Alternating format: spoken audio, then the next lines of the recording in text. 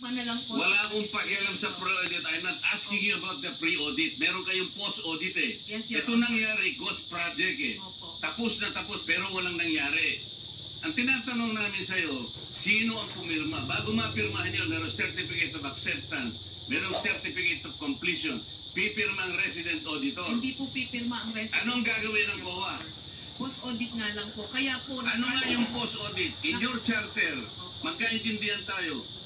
Ito yung charter, sample of services listed in COA Citizens Charter. Financial audit, performance audit, compliance audit, fraud audit, special audit, notice of disallowance, notice of charge, notice of suspension. Among these, alin ang aakma doon sa performance ng contract? Nasaan kayo? Papasok po siya sa compliance, sir. Sus Mariose, wala nga compliance eh. Ganito po, Your Honor, Guni-guni nga observation ng mga auditors natin pagdating po sa compliance nila sa procurement. Sinong mag-a-avail ng compliance? Sino yung auditee? DPWH po sa case po natin ngayon, Your Honor. So anong nangyari? Marami pong observation ng mga auditors natin, sir, pagdating po sa compliance nila. Kapag ba ang chairman mismo pumunta rito, he can present better questions than you, answers than you? Pareho lang din po yung isasagot, Your Honor. Kasi ganun pareho po yung isasagot. natin. Opo. O, sandali lang. Let us follow the... Mr. Chair. Mr. Chairman, I'm now being attempted to raise a point of order, Mr. Chairman. I made a motion to second this, Mr. Chairman. kasi nga kung... Usapina, Mr. Chairman. Today, Mr. Chairman, I'm asking it today because they said... If that will help us, okay. Any second? It was already seconded. Oh, there's a motion and there's a second. The motion is approved. Then let's continue with the questioning. Mr. Chair. Sir, kasi yung 5 minutes ko, maraming sumingit. Last na lang, isa lang. Hindi naman itong mga kasapan natin. With the permission of Senator Tulfo, maiksi lang. Maiksi lang. Ha?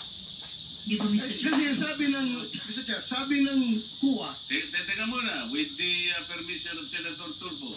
Okay lang? Clarification, Mr. Chair. Akala ko po ako yung Okay, kayo na po susunod. Kaya lang, ang daming ayaw kong bumitaw. Hindi ho. Naghihintay naman po ako. Tinatanong ko lang po yung sequence. Then Salamat, last, Mr. and then Chair. Senator Risa. Salamat, Mr. Chair. Pagkatapos si... walang... Yeah. Thank you, Mr. Chair. Mr. Chairman, considering that this representation is part of the leadership, Okay. Priority. Okay. the list of... Last question, then Senator Risa. Wala na si Senator Marcos, Senator Joel, Senator Rafi, Senator Rubin, magkano? Senator Rodi, and then Senator Mark. Okay, in that order. Thank you, Mr. Chair. Proceed, sir, proceed. Ma'am COA, sabi mo kanina, kaya hindi pa kayo nag-file ng kaso dahil itong mga ghost projects na ito ay 2025 nangyayari. Am I correct? At you need time para Sir, clarification. Isa po doon sa mga ghost projects na na-mention, sir, ay 2025. Pero sa iba po, hindi ko po masigurado kung okay, ganito. According to Annual Audit Report 2023 ito, it was observed that various infrastructure projects with aggregate cost of 5.716 billion were declared as 100% complete. On the report on publicized government programs, projects and activities, and project status monitoring reports of DPWH implementing offices despite the deficiencies of the plans noted upon actual inspection and validation thereof. Ibig sabihin po, sa regular annual audit ng COA, nakikita na ang mga mali-maling report ng District Engineering Office ng DPWH. So itong mga 2023 na mga problema, wala pa kayo na-file ng kaso nito? Your Honor, yung iba po dyan kasi, kinorek na ng contractor yung mga noted deficiencies. Yung iba naman po, bayad na po yung mga persons liable. At doon sa kahit na-correct po, mayroon din pong mga pinataw or na-collectang liquidated damages po. So, meaning, wala talaga nakasuhan kasi naayos nila. Naayos nila ito lahat. Kasi, Mga interviewers. Yes po. And sabi niyo po kasi sa kanila nung interview, 40, ngayon 28. Ilan ba talaga ang sasakyan niyo? Kasi kasama pa yung mga service cars ng mga employees ko that is owned by the company. So ilan po yung mga sasakyan na sa inyo at inyong pamilya? 28. 28. Napakarami pa rin po. Okay. Sa DPWH po, Mr. Chair. Yes, minority. Point of information para sa inyo, no? I'll transfer to the DBCC. Yung binanggit niya, nabanggit kasi yung mga kotse, Mr. Chairman, eh.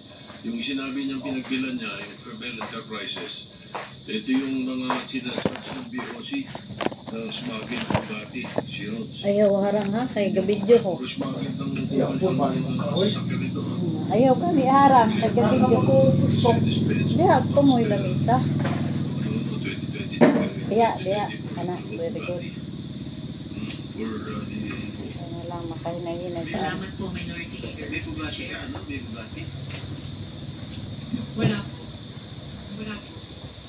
So, Mr. Chair, it would seem based dun sa information ni Minority Leader, may iba pa pong offenses, possible offenses na mapasok po sa findings natin dito sa inyong committee report po.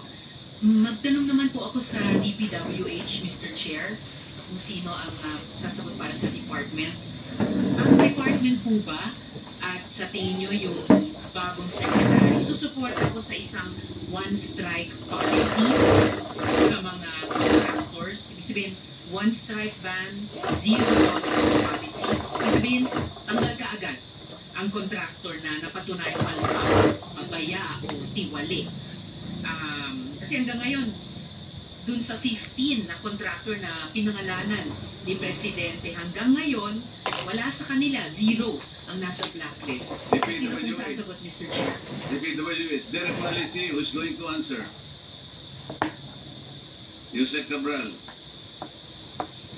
Yes ma'am, mabuti kayo po yung sasagot dahil madalas din po kayong nababanggit nitong mga araw na ito. One strike policy po, zero tolerance policy. Susuportahan po ba ng department at pati ng bagong secretary? Sa palagay ko po, susuportahan po yung one-strike policy, considering yung mga events po na nangyayari ngayon.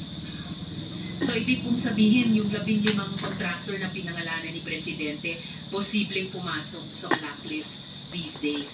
Yes, Your Honor, Mr. Chair, possible po.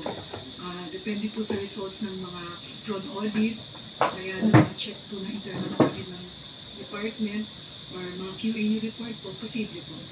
At ano pong time frame din ng fraud at saka internal audits po na iyon para matukoy kung mayroon sa 15 na papasok sa blacklist ng department?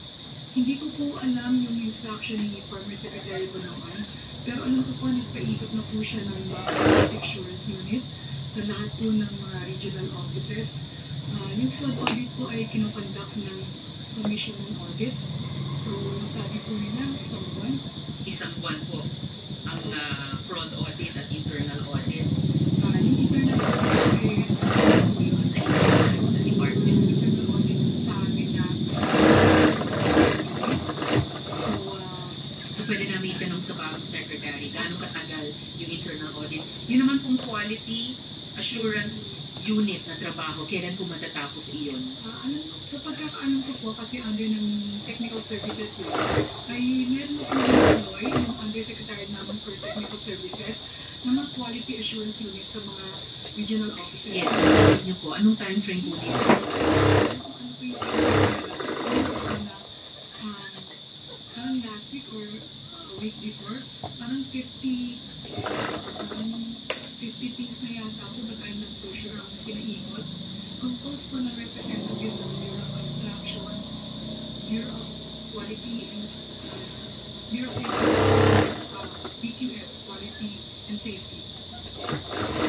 Ipa-follow up po namin kayo kung kailan hanggat maaga dapat matatapos yun. Salamat, Yusek Cabral. And Mr. Chair, dahil napag-uusapan na rin kahit kanina yung audit, itanong ko po kay Director ng COA. Well, hindi. Sa DPWH pa rin, Yusek Cabral. Pero kaugnay po ng audit na pag-uusapan kanina. Ano namang uri ng warranty ang meron sa mga proyektong ito? Ibig sabihin, kapag po nasira yung isang flood control project, pwede po bang ayos sa kanila at patapusin at no cost to government? Yan ang gusto ko itanong. 1-year warranty. Year na completed. Samot na yung bayad Yung na. 1-year warranty po, after that, Set by the department. Lalo na po ang ghost. As in, invisible. Nabahe na ang kwarta. Malay budget siguro, no, Lloyd? Sa mga ganyang klaseng mga proyekto, Ibalik, tanan. to government, Kanahatagan. ipagawa ulit sa contractor or patapusin or pag-apirin kung ghost lang po iyon. tama po, Your Honor, Mr. Chair, na lahat po ng defecto na as a result of their workmanship ay dapat po i-correct ng contractor at no cost to the government.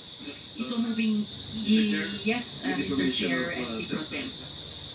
Madam Cabral, total wala na si Secretary Bonawan, ikaw na yung representative ng DPWH. Doon sa 15 construction company na nagit ni Presidente,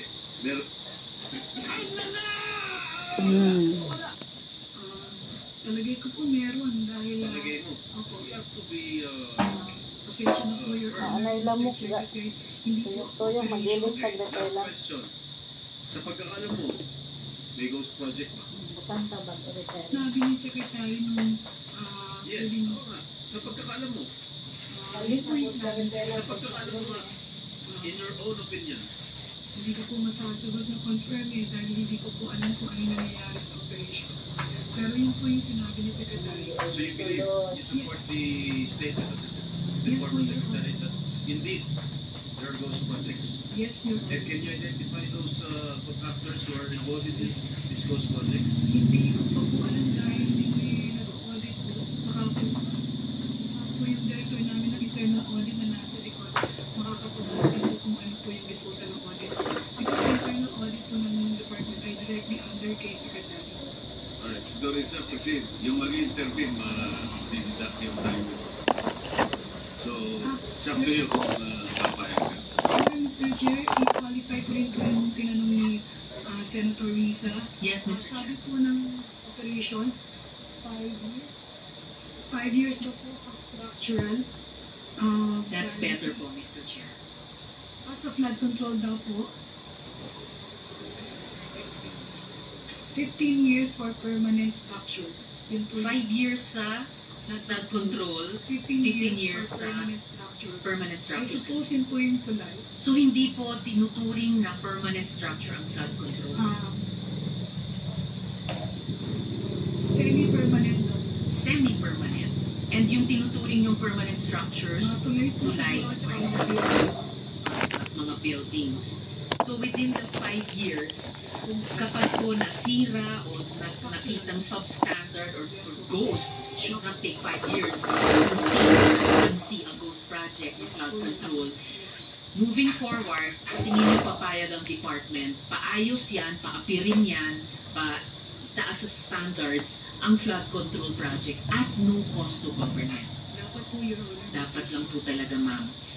Ngayon, bukod po dun sa suspension, pag sinabi ni Chair kanina na revocation, meron na ba tayong doble gastos, doble danyo policy?